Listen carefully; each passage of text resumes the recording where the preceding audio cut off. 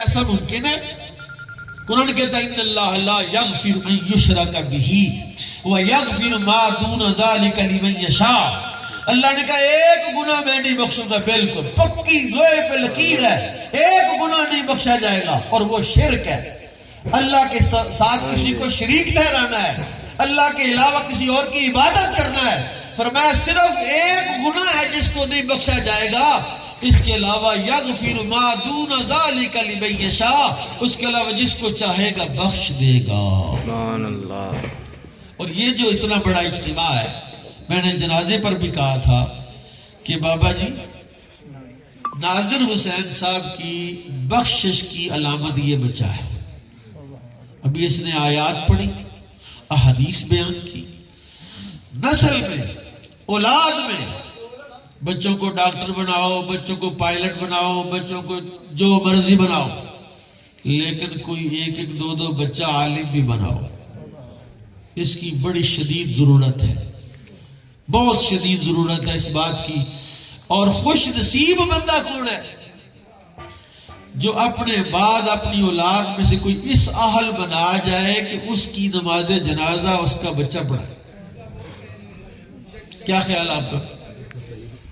کوئی ہے بندہ ایسا جو ارادہ کرے کہ میں اپنی اولاد میں ایک بچہ تیار کروں گا جو میرا جنازہ پڑھائے گا؟ ہاتھ کھڑا کروں، کیڑا بندہ ارادہ کرے؟ ایک بچہ حافظ بننا، اور مرنا نہیں، اور مرنا ہے تو مرنے کے بعد کے لیے بھی تو کوئی تیاری کرنی ہے۔ دنیا کے لیے اپنی اولاد کا برائٹ فیوچر کیا ہوتا ہے؟ برائٹ فیوچر یہ ہے، برائٹ فیوچر قرآن ہے، برائٹ فیوچر رسول اللہ کا دین ہے، جو دنیا میں بھی نفع دیتا ہے، قبر میں بھی نفع دیتا ہے، حشر میں بھی نفع دے گا۔ اللہ اکبر کبیرہ۔ میرے رب کی جو قدرت ہے، یہ سرگودا کا واقعہ ہے، بات ختم کرنا چاہتا ہوں۔ ایک مالٹے کا باغ تھا، 2 مربع کا، اور اس کے اندر سے ایک نالا گزرتا تھا۔ لمبڑدار صاحب جو ہے وہ اپنا باغ دیکھنے کے لیے گئے، مال ہے، دولت ہے، ریل پیل ہے، دولت کی عزت ہے، وقار ہے، نام نمود ہے، تو اس نالے کے اندر چلے گئے۔ بارش شروع ہو گئی، سیلاب آ گیا، بابا رڑ گیا، کوئی سبب پیدا نہ ہوا، کوئی قریب تھا بھی نہیں، وہ رڑتے رڑتے مر گیا۔ دور کسی بستی میں جا کے تو اس کی لاش کنارے پر لگی، لوگوں نے لاش نکالی، تو کہا یار اس کو دفن کرنا ہے، کیسے دفن کریں؟ ان کا یار یہ مسافر ہے، پتہ نہیں کہاں سے آیا ہے، تو اس کے کفن دفن کے لیے کوئی بندہ کوئی نہیں مانا۔ چندہ کیا، اعلان کیا کہ ایک مسافر لاش رڑتی ہوئی آئی ہے اور اس کے کفن دفن کا اہتمام کرنا ہے، پیسے دو۔ کسی نے 10 دیے، کسی نے 50 دیے، کسی نے 100 دیا۔ کفن کا انتظام ہوا، جنازہ ہوا، چند لوگ جنازے میں آئے، دفن کر دیا گیا۔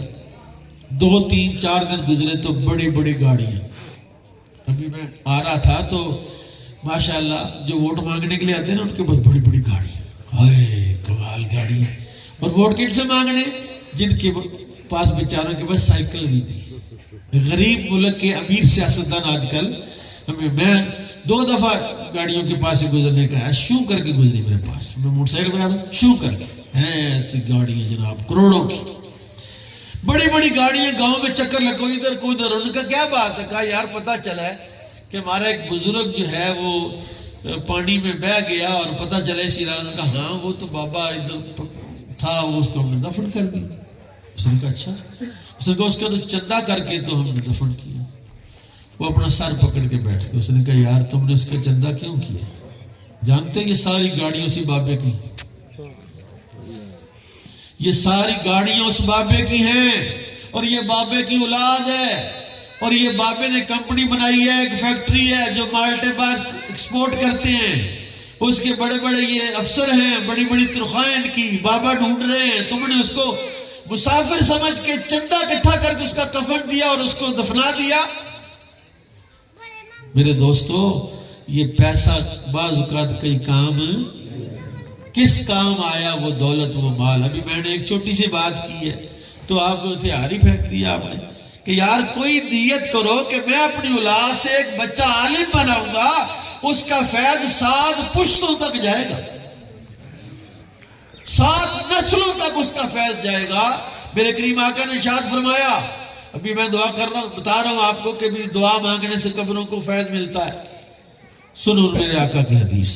میرے آقا نے ارشاد فرمایا اگر کوئی حافظ قرآن, قرآن کا ماہر, قرآن کا عالم کسی بستی سے گزر جائے, اللہ 40 دن تک اس بستی کے قبرستان سے عذاب اٹھا لیتا ہے. یہ تو فیض ہے مردوں کو. تو اگر مردوں کو اللہ فائدہ دے گا تو زندوں کو فائدہ نہیں دے گا؟ زندوں کا فیض اس سے زیادہ ہے. لیکن وہ فیض کیا ہے؟ وہ فیض کیا ہے اللہ. میرے آقا ایک دن اپنے حجرہ پاک سے باہر نکلے, دیکھا کہ شیطان مسجد نبوی کے دروازے پر کھڑا ہے. آپ نے پوچھا وہ شیطان تیرا کیا کام ہے یہاں؟ اس نے کہا حضور یہ بندہ جو نماز پڑھ رہا ہے نا, میں اس کی نماز خراب کرنا چاہتا ہوں, لیکن یہ جو پاس سویا ہونے سے ڈر لگتا ہے. آپ نے فرمایا جو ذاکر ہے, جو جاگ رہا ہے, جو عبادت کر رہا ہے اس سے تو ڈرتا, اور جو سو رہا ہے اس سے ڈرتا ہے. اس نے کہا حضور جو نماز پڑھ رہا ہے نا یہ عالم نہیں, غیر عالم, اور جو سویا ہوا وہ عالم ہے. میں سوچتا ہوں میں محنت کروں گا, اس کے دماغ میں, اس کے جسم میں داخل ہوں گا, اس کو خیالات میں ادھر ادھر لے جاؤں گا, اس کا کوئی رکوع لیٹ ہو جائے گا, اس کا کوئی سجدہ چھوٹ جائے گا, تو میں محنت سے اس کی نماز خراب کروں گا. اس نے پوچھنا قاری صاحب اٹھیا جب دسیو اب میری نماز ایسا کی کری دے, انہوں نے کہا سجدہ صاحب کر لے نماز ہو جائے گی. میری ساری محنت پر کوئی پانی پھیر سکتا ہے تو وہ یہ سویا ہوا عالم پھیر سکتا ہے. رسول اللہ نے فرمایا فقیہ واحد اشد علی الشیطان من 1000 عابد. ایک فقیہ عالم شیطان پر 1000 تہجد گزار نمازی متقی پرہیزگار سے زیادہ بھاری ہے. شیطان کو خوف آتا ہے ایک عالم دین سے, ایک فقیہ سے, کہ ایک فقیہ ہزاروں بندوں کے دلوں کو شیطان کے تسلط سے بچا لیتا ہے. ایک فقیہ. میرے آقا کریم نے کیا فرمایا؟ اللہ, آپ نے فرمایا فضل العالم علی العابد کفضل القمر علی سائر الکواکب. عالم کی فضیلت عابد پر ایسے ہے جیسے چاند کی فضیلت ستاروں پر ہوتی ہے. جس طرح ستارے ہزاروں ستارے ہوں ایک چاند کا مقابلہ نہیں کر سکتے, لاکھوں عبادت گزار اور زاہد ہوں, وہ ایک عالم کا سونا بھی عبادت, عالم کی خاموشی بھی عبادت, عالم کا چلنا بھی عبادت. اور کیا خوبصورت بات کی ہے رسول اللہ نے.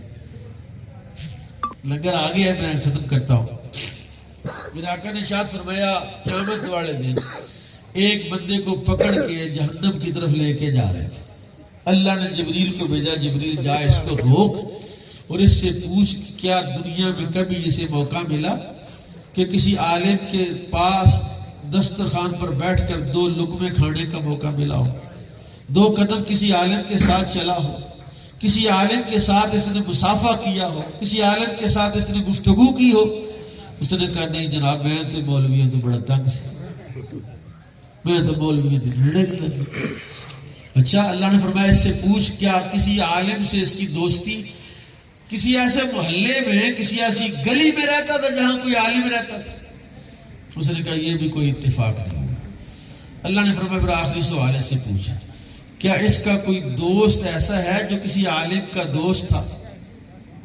اس نے کہا جی میرا ایک دوست ہے, وہ مولویوں سے بڑا پیار کرتا تھا, علماء سے بڑی محبت رکھتا تھا, وہ میرا دوست تھا. فرمایا اس کی دوستی کے بدلے میں نے اس کی بخشش فرما دی. یعنی ایک عالم کا تعلق اتنا فیض دیتا ہے تو ایک عالم کا باپ ہونا اور ایک عالم کا دادا ہونا کتنا فیض عطا فرمائے. اللہ تعالیٰ مجھے اور آپ کو میرے آقا کے دین کی علماء سے پیار کرنے کی توفیق بخشے اور خواہش عطا فرمائے کہ ہماری نسلوں اور ہماری اولادوں میں بھی کوئی عالم پیدا ہو جائے جو امت مصطفیٰ کو اور دین مصطفیٰ کا معاون اور مددگار بن جائے، اللہ تعالی ہمیں یہ نعمت اور یہ اعزاز بخشے. وما علیہ الا البلاغ.